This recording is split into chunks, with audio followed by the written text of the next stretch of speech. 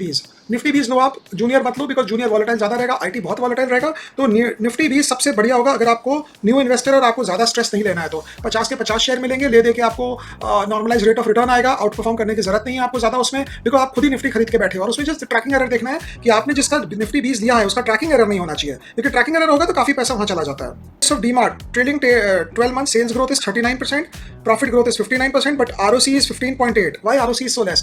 ROC और profit का कोई लेन देन नहीं है। ROC ज्यादा होने से ग्रोथ ज्यादा होती है, इजी होती है, आपको कैपिटल नहीं रेज करना पड़ता है। बट ROC को देखकर आप ये नहीं कर सकते हो कि 50% अगर सेल्स ग्रोथ है तो ROC भी 50% होनी चाहिए। हाँ, लेकिन कम ROC में ये क्वेश्चन है, कम ROC में जब आप ज्यादा ग्रोथ करने की चेष्टा करते हो तो आपको डाइल्यूशन बहुत जरूरी होता है। लेकिन मुझे नहीं लगता डीमार्ट जो है वो भी कोई 30-40% ग्रोथ के फेज में है। मुझे तो 25% भी ग्रोथ नहीं लगता डीमार्ट उस फेज में है। रिकमेंडेशन ऑब्वियसली कोई भी स्टॉक का नहीं है। डीमार्ट अभी ले देकर 15-16-17% बढ़ जाए इस एनवायरमेंट तो मेरे ख्याल से अच्छा ही रहेगा, उससे ज्यादा नहीं लग रहा मुझे।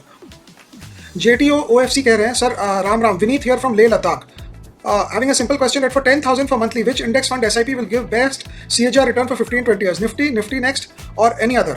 देखो, अगर आपको रियली इंडेक्स के फंड में लगाना है सीएजीआर के लिए 10,000 मंथली, तो आप बैंक निफ्टी ले लो, बिकॉज मुझे लगता है बैंक्स का परफॉर्मेंस, बैंक निफ्टी एफएनओ में नहीं, bank Nifty ETF, because bank Nifty का परफॉर्मेंस निफ्टी से बेटर होता है। बैंक नॉर्मली सेकुलर ग्रोथ रहते हैं, 16-17-15% का ग्रोथ रहता है, और वो ज्यादा अच्छा है ट्रैक करने के लिए, बजाय कि आप कुछ और लेने जाओ। हाँ, बट अगर आपको रियली कोई बहुत ही बड़ा आपको कोई है कि मुझे तो यार कोई रिस्क चाहिए ही नहीं, तो फिर आप निफ्टी लीजिए। बट थोड़ा सा अगर आपको रिस्क ले सकते हो, थोड़ा वॉलेटाइल एनवायरमेंट आप झेल सकते हो, तो bank Nifty would be better. Great video, please take my question. I am 20 years old. I have invested 3,35,000 in Bajaj finance, Sona precision forging, IRCTC, Deepak nitrate. Please share your thoughts. देखो, आप 20 साल के हो, आई अज्यूम कि आप पढ़ते होगे कहीं, दिमाग मत लगाओ स्टॉक मार्केट में, पढ़ाई करो, किताबें पढ़ो, उन लोगों की किताबें पढ़ो जिन्होंने स्टॉक मार्केट से पैसा कमाया है, और अपना स्किल सेट्स को बढ़ाओ। शेयर मार्केट से पैसा कमाने के लिए सारी जिंदगी पड़ी है, लेकिन अगर ये समय चला जाएगा, मैं रोज एक ऐसा क्वेश्चन जानबूझ के देखता हूँ, बिकॉज बहुत यंगस्टर्स, मैं भी जब शेयर मार्केट में आया था तो 18-19 साल की उम्र थी, और जब हर्षद मेहता का बुल रन खत्म हुआ, जब पैसे लग गए, खर्चा क्या हुआ, घाटा हो गया, तो पढ़ाई में भी मन नहीं लगता था। सारे टाइम देखते थे आप क्या खरीदें, आप क्या बेचें। वो तो किसी ढंग से पढ़ाई लिखाई हो गई, बट ये बहुत डिस्ट्रक्टिव चीज है, और आपको अपना समय, ये जो पढ़ाई का समय है, जो इस एज ग्रुप का जो टाइम होता है, इसमें मैक्सिमम अमाउंट आपको पढ़ने में लगाना चाहिए। आपको स्टॉक मार्केट में इंटरेस्ट है तो स्टॉक मार्केट रिलेटेड आप बुक्स पढ़ें, और सिर्फ इंडेक्स इन्वेस्टिंग करें और कुछ नहीं करें। टॉप निफ्टी स्टॉक्स लीजिए और कुछ नहीं करना आपको। Risk of Bajaj finance becoming a bank, risk of Bajaj finance becoming a bank. Bajaj finance अगर बैंक बनेगी तो SLR CRR बनाना पड़ेगा, वो एक सेक्टर में ज्यादा लेंडिंग नहीं कर पाएगी, उसके कंट्रोल ज्यादा होंगे आरबीआई से। तो ग्रोथ जो है, अगर वो बैंक बनती है तो क्योंकि SLR CRR का उसको ऑब्लिगेशंस होएगा, वो ग्रोथ 25% नहीं कर पाएगी, 20% नहीं कर पाएगी, ग्रोथ नीचे आएगा, ROE भी नीचे आएगा। तो normally Bajaj finance as an NBFC is much better than Bajaj finance as a bank. That is what I would say. Rahul Kumar Shah कह रहे हैं sir, can you compare JSW steel with Tata steel, which is better for 5 years? Absolutely, JSW is always better than Tata steel for 5 years। Recommendation नहीं है, बार बार बोल देता हूं, जब नहीं भी बोलता हूं तो भी आप समझ लेना कि रिकमेंड नहीं कर रहे हैं। और बिकॉज JSW इसलिए बेटर है बिकॉज JSW बहुत हाई एंड स्टील बनाती है और बहुत बिजनेस लाइक काम करते हैं। टाटा ने एक कोरस की गलती की, अब टाटा वो गले से उस कोरस की हड्डी को निकाल ही नहीं पा रहा है, 15 साल होने को आ गए हैं। अगर JSW जैसा होता तो अगर गड़बड़ भी हो जाता तो चाबी उठा के फेंक कर बकिंगम पैलेस के बाहर वापस आ जाते, बोले रखो रानी अपनी चाबी और हम जा रहे हैं। वैसे रानी भी चली गई है तो वो बात भी करके क्या फायदा, बट ठीक है, यही कंसेप्ट आप समझ गए मैं क्या बोल रहा हूँ। रविंदर सिंह कह रहे हैं, I wish to ask 2 questions. Nifty B's ETF is safe investment option to make 12-13% return. हाँ, I think 12-13% over a very long period of time इसमें बनेगा।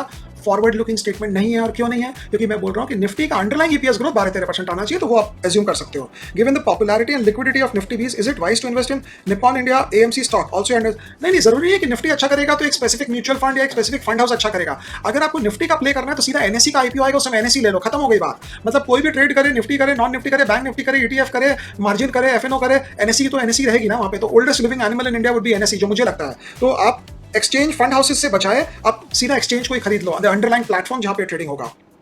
वैल्यू इन्वेस्टर्स क्लब कह रहे हैं, rising interest rate environment, does the market shift towards value stocks, PEG below 1.5 versus growth stock? Absolutely it does, because उस समय market को वो company अच्छी लगती है जो ऑलरेडी प्रॉफिट दिखा चुकी है और ऑलरेडी उनके बैलेंस शीट में कोई वैल्यू है, बजाय कि वो कंपनी जो वो जाके खरीदें और 2 साल 5 साल 10 साल बाद जो प्रॉमिस कर रही है कुछ करने के लिए। तो आप लास्ट 1 साल से देखिए, जितनी ग्रोथ कंपनीज थी, जितनी हाई ग्रोथ कंपनीज थी, सब में थोड़ा सा ज्यादा पिटाई हुई है compare to deep value companies या डिविडेंड यील्ड कंपनीज। तो ये तो एकदम ही राइजिंग इंटरेस्ट रेट एनवायरमेंट में ऐसे ही होता है। Low PE and high growth stocks होते हैं क्या? भाई, लो पीई और हाई ग्रोथ स्टॉक्स होते हैं, लेकिन वो बेयर मार्केट के बॉटम में होते हैं। बहुत अच्छा क्वेश्चन है इनका। बेयर मार्केट के बॉटम में एकदम होता है। जब मैंने पेज लिया था 2009 में तो लो पीई था, हाई ग्रोथ था।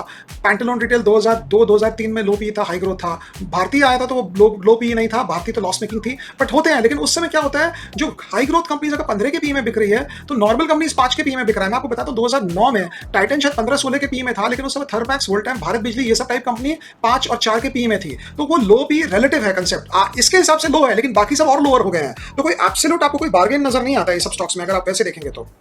मुझे पूछोगे तो एनवीडिया अच्छी कंपनी, हमने कभी लिया नहीं लेकिन हम देखते रहते हैं उसको, अच्छी कंपनी है, देखा हुआ है, तो आप उसको एनालाइज कर सकते हो। और अगर आपको इनके अलावा अगर आपको कोई स्टॉक लेना हो तो एप्पल ले सकते हो, बायबैक करती है, बहुत स्टेबल है, सबको पता है एप्पल अच्छी कंपनी है, लेकिन ये सब कोई बहुत एक्स्ट्रॉर्डिनरी ग्रोथ नहीं है एप्पल का। एप्पल का ग्रोथ ऑलमोस्ट हो चुका है। गूगल मैं सजेस्ट नहीं करूंगा बिकॉज गूगल का मुझे लग रहा है द बेस्ट इज बिहाइंड, जो ग्रोथ जो पीछे हुआ वो शायद आगे होकर होगा कि नहीं पता नहीं। Which ratio is more effective, ROE और ROC? ROE always return on equity, ROC कोई फायदा नहीं है। ROIC return on invested capital कोई फायदा नहीं है। आरओआईसी मतलब ये हो गया कि मैं ऑफिस में 8 घंटा काम करने जाता हूं, पहले 2 घंटे का मेरे को 8,000 रुपए मिलता है, बाकी 6 घंटे का मेरे को 3,000 मिलता है, तो देखो मैं कितना एफिशिएंट हूं फर्स्ट 2 आवर्स का। तो दूसरा वाला बोलेगा भाई 8 घंटे का बताना कितना मिलता है, पहला 2 घंटा और लास्ट का 6 घंटे का क्या करना है। सो रिटर्न ऑन इन्वेस्टेड कैपिटल का कोई यूज नहीं है, जो रियल यूज है, जो आरओई है, वही मेन चीज है। और रिटर्न ऑन इक्विटी सबसे इंपॉर्टेंट यार्डस्टिक होता है कोई भी कंपनी में आपको मेजर करने को और सोचने को कि ये कहां से आप ये स्टॉक को आगे देख सकते हैं उस पॉइंट से। बिकॉज आरओई अगर हाई होगा तो ग्रोथ हाई होगा। आपको याद है हमने उस दिन जब लाइव सेशन किया था तो आरओई और ग्रोथ को कंपेयर किया था, और बिना हाई आरओई के अगर आप ज्यादा ग्रोथ करने जाओगे तो आपको प्रॉब्लम हो जाएगी, बिकॉज फंडिंग गैप हो जाएगा। और जैसे अडानी ग्रुप में आप देखिए उनके रिटर्न ऑन इक्विटी है ही नहीं,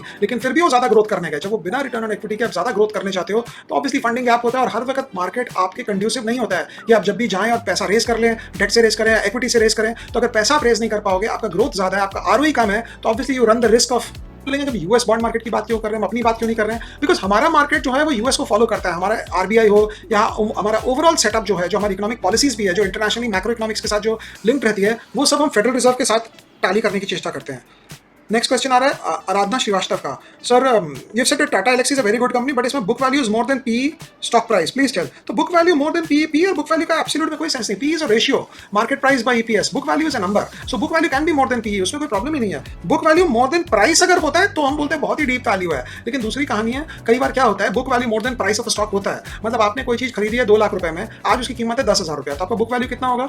2 लाख रुपया, ऑब्वियसली, बिकॉज आपने 2 लाख पे किया है। मार्केट प्राइस क्या है? 10,000, तो आप बोलेंगे प्राइस क्या है? 10,000, बुक वैल्यू क्या है? 2 lakh, so price is more than book value, so price is more than book, sorry price is less than book value. So जो प्राइस बुक वैल्यू से कम होता है और रादर बुक वैल्यू प्राइस से ज्यादा होता है, इसका ये मतलब नहीं है कि कोई बार्गेन मिल रहा है, इसका ये मतलब है कि जो प्राइस है वो घट गया है, शायद जो प्राइस देकर आपने कोई सामान खरीदा है, कोई जगह खरीदा, और कल का न्यूज़पेपर आप खरीद के लाए, कितने का आया? कल आपने 4 रुपए में खरीदा होगा फॉर एग्जांपल, आज उसका दाम क्या है? आज उसका दाम 10 पैसा है, तो बुक वैल्यू आपके लिए क्या है? 4 रुपए ही है ना। लेकिन आप ये नहीं कह सकते ये न्यूज़पेपर बार्गेन है मेरे लिए, देख 4 रुपए का न्यूज़पेपर मैं 10 पैसा में खरीद के लाया, कहां से लाया? कबाड़ी से लाया। Because always it's not important कि जो चीज आपको नजर आ रही है बुक वैल्यू में वही चीज आपकी रियलाइजेबल वैल्यू हो। तो realisable value matter some of the time, तो वो एंगल से आपको हर चीज को मेजर करना चाहिए और देखना चाहिए कि बजाय कि हाँ भाई इसमें बुक वैल्यू आपको हाई दिख रहा है तो ये स्टॉक बार्गेन, और बुक वैल्यू नहीं दिख रहा है तो ये स्टॉक बार्गेन नहीं है।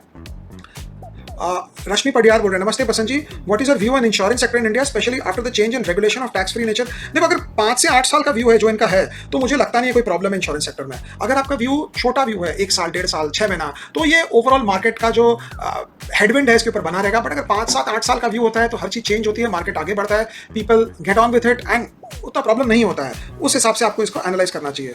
मयंक कह रहे हैं please take this question from my side, I am Mayank, what's your view on liquor companies, United Spirits, Radico Khaitan और यूनाइटेड ब्रूरीज, ये सब टाइप की कंपनी बोल रहे हैं मुझे 5 साल का व्यू चाहिए। लीकर कंपनीज का कुछ हो नहीं रहा है। अब मतलब लगता है एफएमसीजी प्रोडक्ट है, बहुत जल्दी बिकेगा, बहुत ये होगा, यंग पॉपुलेशन है, डेमोग्राफिक डिविडेंड है, लेकिन but the stocks are not doing well at all. तो कुछ हो नहीं रहा है इनके साथ। और क्योंकि क्यों नहीं हो रहा है? क्योंकि इसमें ग्रोथ नहीं है और रिस्ट्रिक्शंस बहुत हैं। मतलब कभी इधर से ऊपर रेट नहीं बढ़ा सकते, उधर से घटा नहीं सकते, तो मतलब लगता है अपरेंटली कि इसमें बहुत वैल्यू है, बट ये सब वैल्यू का कोई फायदा नहीं हो रहा है। बिकॉज ये वैल्यू को लेकर भी ना आपको कोई over a period of time इनका अंडरलाइन ग्रोथ नहीं है। हाँ ठीक है, यूनाइटेड स्पिरिट बेचारे इतने साल से मेहनत कर रहे हैं कि अब मैं सफाई करूं, बुक्स ठीक करूं, but it's not actually happening. So